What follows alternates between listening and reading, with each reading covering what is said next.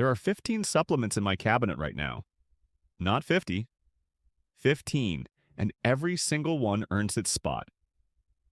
Today I'm walking you through exactly what I take, why I take it, and which four I'd never cut. Quick heads up, links below are affiliate. I only run what's actually in my own routine, and none of this is medical advice or FDA evaluated. Let me give you the core four. If you only ever buy four things, buy these. Creatine, the most studied supplement on Earth.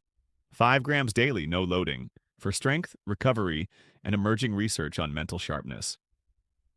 Magnesium, most people are low, and glycinate before bed changed my sleep and my recovery.